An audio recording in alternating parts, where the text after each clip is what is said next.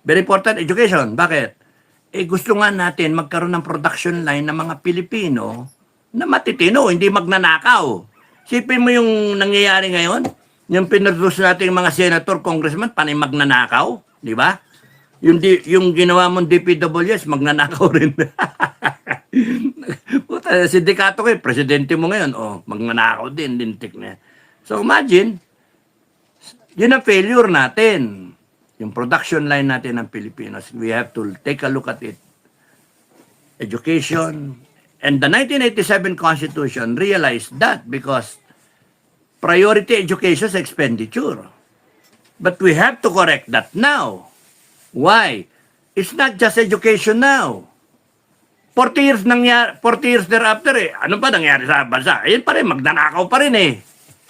Why? Kasi hindi nga, walang direksyon, walang timeline, hindi time-bound ang management ng bansa natin. Pagalingan. Dapat ibagsak natin ganyan, we the sovereign Filipino people, putangin na nyo, eto sundin nyo, eto gusto namin mangyari. Nakalagay sa ating preamble eh. Yun yung spirito ng Constitution. Hindi naintindihan ng mga tao. Ultimo yung mga gobyerno natin, hindi naintindihan. The spirit of the Constitution is right there in the preamble. It's all there. And all these provisions, national territory, declaration of principles, lahat, pati yung pag-impeachment na yan, etc., etc., it is all in consonance, in synergy, doon sa gusto nating mangyari, the spirit of the Constitution.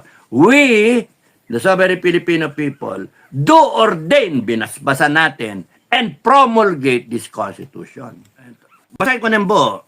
We, the sovereign Filipino people, imploring the aid of Almighty God, in order to build a just and humane society. Napakasimple, no? Walang maapi. A just and humane society. Yung human rights ba natin as an institution, nagpa-function? Paano yung human rights ni Duterte?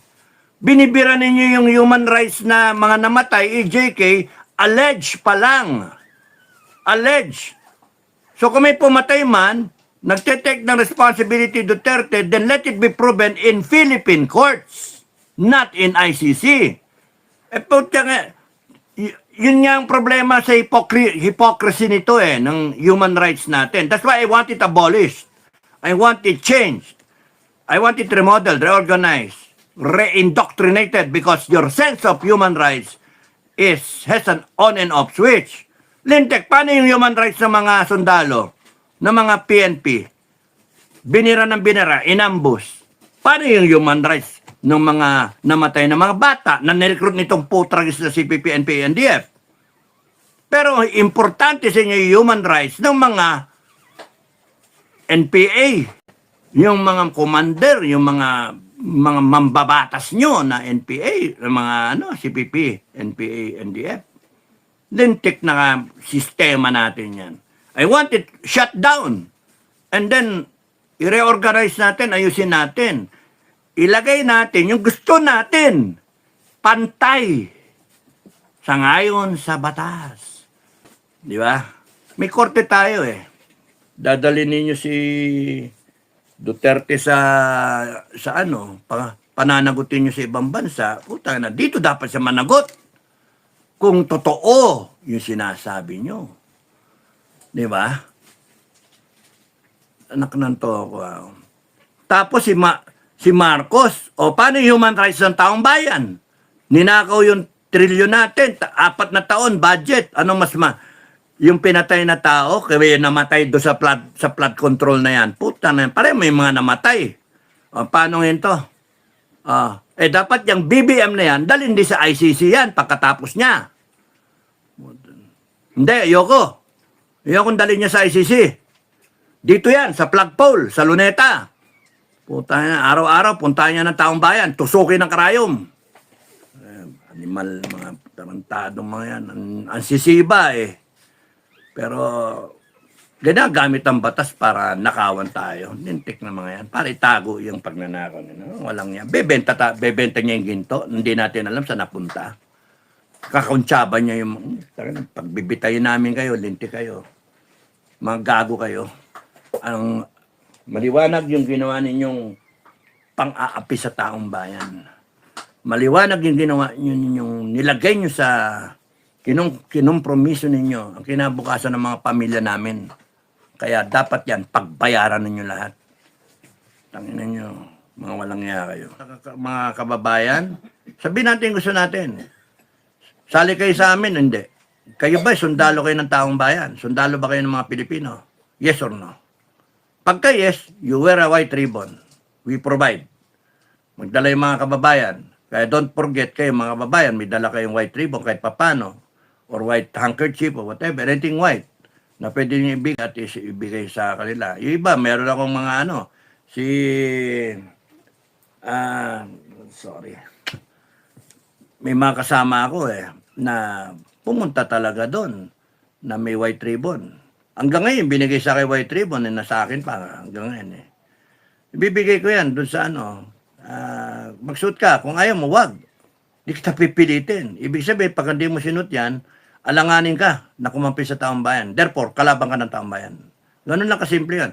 At pagka nagka-irian to at umabot ito sa bakbakan, kalaban ka ng taong bayan.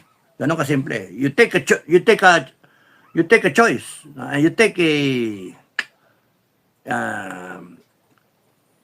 a side. No? It is your choice.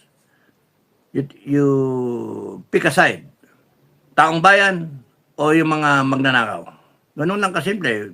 We will have a demarcation line. Taong bayan dito, magnanakaw dyan, saan kayo? Kung kayo, hindi kayo sa taong bayan, thank you. Alam na namin, doon kayo. Okay, fine. Tayo, ang mangyayari dyan, we have to create our own. A new one. Philippine Defense Forces o kaya Sovereign People's Defense Forces. So mag-evolve tayo. Magkakaroon tayo ng bago natin. Ganun kadali lang yan Tapos nun yung dito na para sa taong bayan, malinaw. You declare, we are for the Filipino people. We are soldiers of the Filipino people. Then, come on down. Be with the people. Ganun kasimple. Mas marami kayo, mas madaling matapos to. Hindi yung naghihintay kami forever, 4 na taon na naghihintay ang mga tao, yung mga leader, naghihintay kayo ng sana yung armed forces bumaliktad. Hindi ba baliktad ang armed forces? Wala nga Hindi ba baliktad yan hanggang hindi tumatayo ang taong bayan? Hindi tatayo ang taong bayan hanggang hindi tumatayo ang Inday Sara or mga senator o mga general. Naghintayan. Kaya nga sinosolve ko na nga para sa inyo. Huwag na kayong umasa kahit kanino. Sarili nyo lang asahan nyo. Let your families be the one ang umasa sa bawat isa sa atin. Yun ang solusyon. Wala kayo nihintay. Probably hudyat. Yun lang hinihintay mo. Tumayo isa, tayo lahat.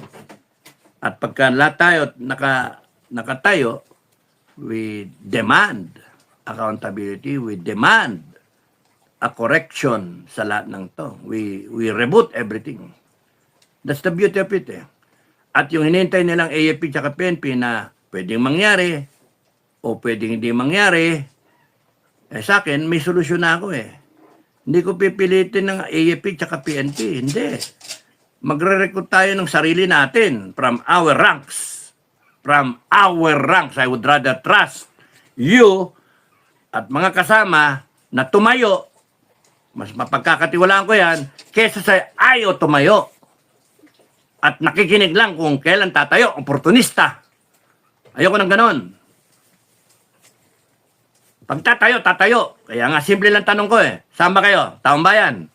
O dyan, sa bangag? Dyan sa mga puta ng mga magnanakaw na plunderer na yan. Dyan sa mga bendalos. Dyan kayo? Wala sama ng loob. Sige, dyan kayo. Tingin nyo, tatakot kami sa inyo? Hindi. Ilan lang la kayo 400. Mahahati pa yan. Yung iba sa inyo, sasama sa amin sa Philippine Defense Forces. If they were white, they are with us. Ganun kasimple. Ang dami-daming Pilipino na gusto magkatrabaho. Madaling training. We will activate the retired. Dami kayo magagaling. Matitino. na frustrated sa nangyayari. Kaya gusto nila, they want to take part in nation building. And probably, they can take part in the new, in the Philippine Defense Forces, yung bagong anyo ng AFP natin. Kasi contrary to sinasabi nila, we have a very professional armed forces. I beg to disagree. Yeah. Because for me, professional is, you can discern between right and wrong. You know when the Constitution is being violated. You know when to say it's not right na nakawan tayo tapos wala kayo. It's not right na meron tayong bangag na presidente. Hindi nyo man lang fire follicle. Di ba? Kaya nga, anong klaseng merong prinsipyo ang ano natin? Tapos naghihintay kayo, nagtuturuan kayo, sino tatayo? Hinihintay nyo taong bayan, sisisihin nyo pa. Dapat next time, damihan nyo na. Linchak na yan. Hindi to paramihan. Patinuan ng paninindigan.